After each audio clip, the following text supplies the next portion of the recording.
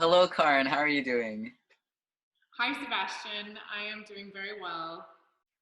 Good. It is a strange time. So I feel like everyone's kind of in that weird in between space. But I'm glad that you're doing well. Yeah. Um, this is our dancer, Karin Stevens, and Karin is you. How long have you been dancing for? My whole life. I mean, I can pinpoint a class when I was 3, but I am assuming it just was always part of who I am. Yeah, yeah. I believe we're all dancers, actually. There's a whole philosophy behind that belief. But Naps. as far as being a vocational dancer, Hmm. yeah, it's been my whole life. Although I've tried to run away from it a few times, but it's not an easy path. But yes, always I've been in dance. Yeah. How did that develop for you? I mean, I like a year ago or something got really interested in like the dance community.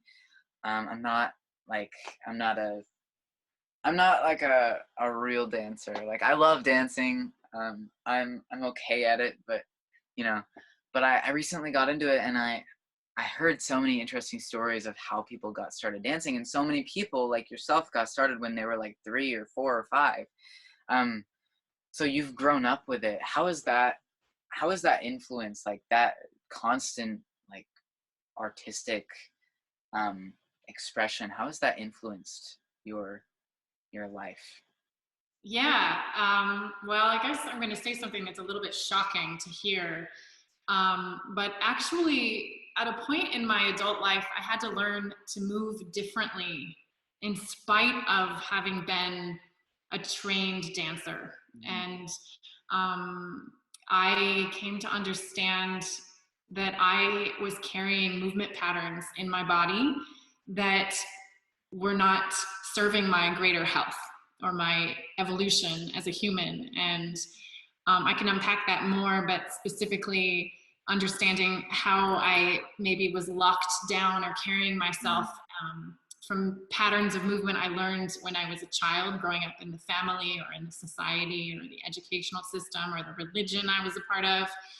And then, of course, you add on to that, classical ballet training, which I admire very much and respect very much. There's also a shadow side to that type of training, and I unfortunately had to unwind some of that shadow side in terms of what had done the training and how I approached the training as a young child without really any guidance from my elders. I had to unwind patterns that I had picked up over the years. Um, as far as yeah, I'm so with my work that I do now, I actually say that my work is more than I have a project-based dance company. It's more than a dance company. It's a way of life.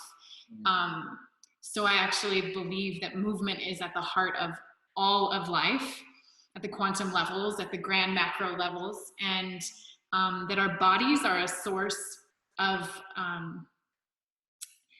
not only healing and overcoming movement patterns that we carry in our lineage, our ancestry, or in the collective, like white supremacy, white-bodied supremacy. If we really want to be relevant and talk today, I'm glad to get into that conversation.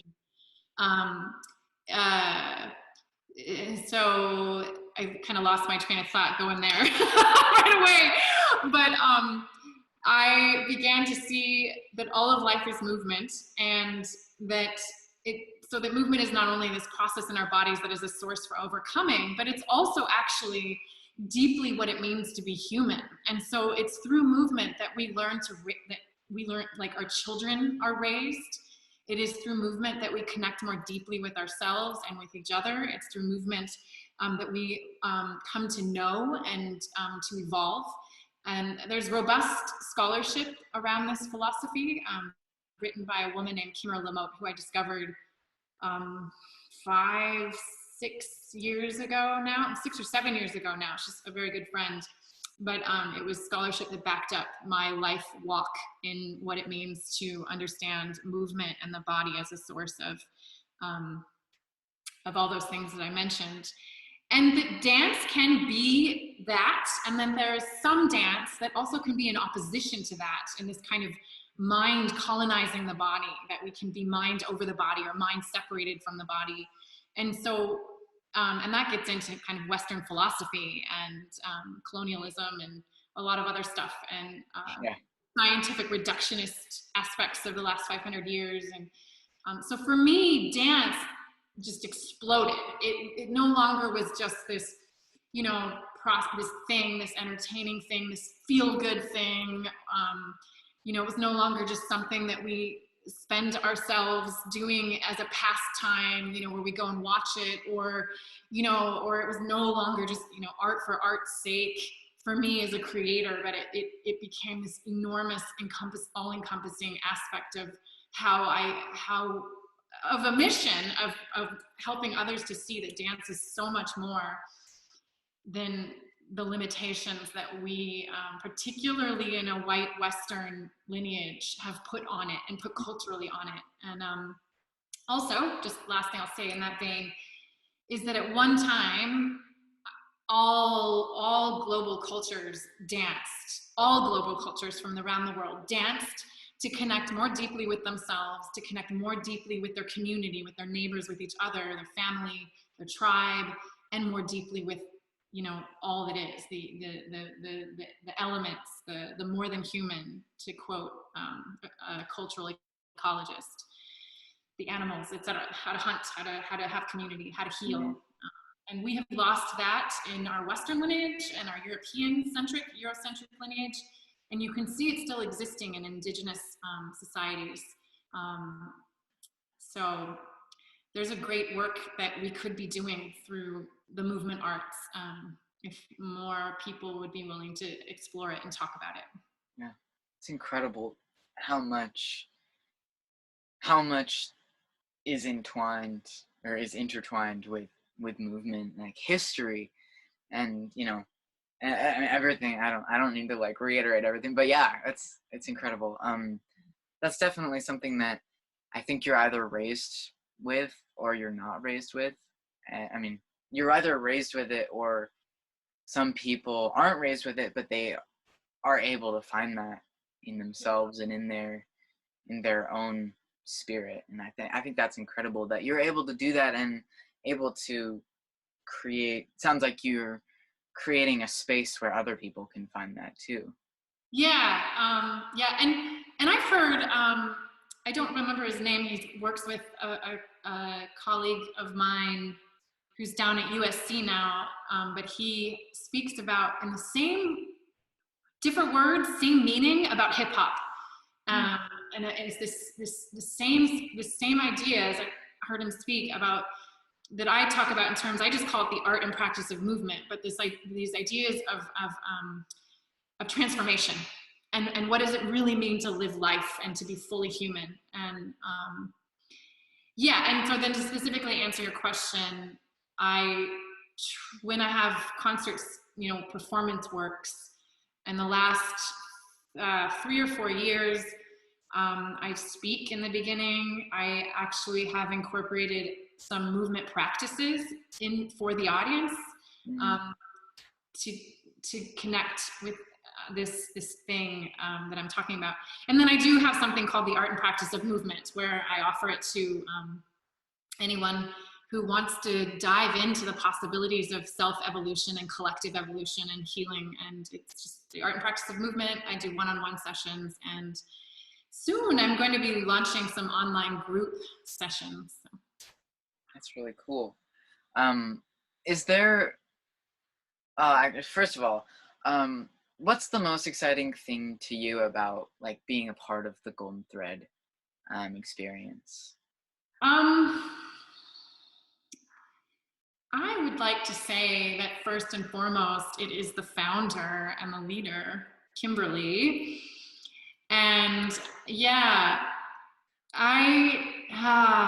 so we have a mutual friend that connected us, and just reading about the mission and reading about Kimberly, it gave me a lot of hope. I've been, I'm not sure what the word is. Maybe it's disillusioned about the art world, and there are just so many things that are, done, not done well, not done in a way that is really about relationship. Mhm. And I just could tell right off the bat, reading about this and about Kimberly, that there is something very vital and needed and different. And yeah, and honestly, as I expressed to Kimberly when I was invited, um, since George Floyd's death, um, I have been, I'm a mother and a partner, and my life partner and I have been working on, what it, there's so many words, so I'll just keep it real simple, but what does it mean to undo the whiteness, the white heritage we carry, and as we raise our daughters.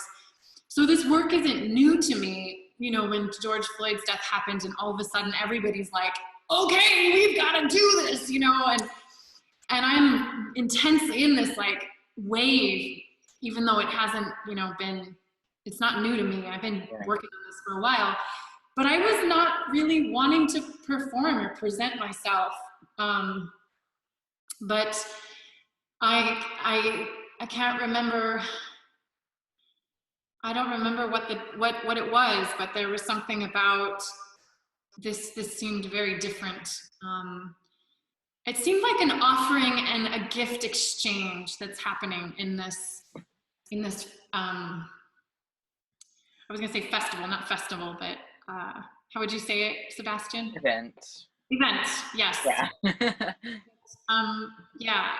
And so then the clarity of, okay, I'm okay to perform right now because, well, and if I'm not being clear, um, I didn't really feel like I wanted to put my white body forward right now in this time, like at least this month or a few months, for a few months. And it's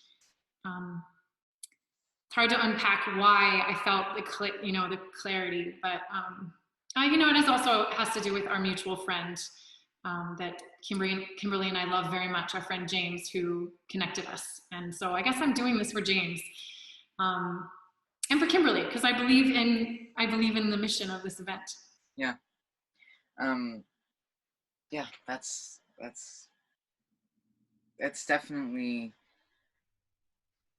I mean, our last show was on the day of like the riots. It was on May 30th, and it was very difficult to imagine putting on another show after that and having just 2 weeks after that. And I think everyone is really grappling with what to do, and how to be an ally, especially. And I mean, I've heard from a lot of people that something that really helps them is staying creative and staying, continuing to create and continuing to make art and to share art is a really beautiful way of honoring people's lives and honoring the movement, and honoring just um, the collective energy. And so I'm very glad that um, you that this was a moment of or had that this cleared that, or that was a moment of clarity for you, and that you were able to feel into that. And I can't wait to see what you bring to the table, and I can't wait for everyone else to see it. And I'm personally very excited because I love watching. I love movement, and I love dancers especially, and I think it's a really beautiful and unique art form that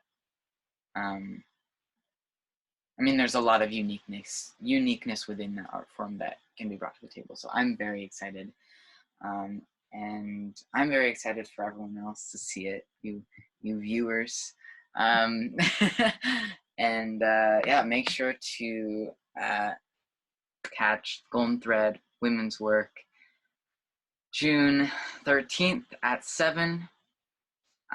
Get your tickets to see all of these amazing artists, including Karin Stevens. And thank you so much for the conversation. Thank you, Sebastian. Again, I can't wait to see it. So thank you so much. Yep, thank you. Thanks for having me.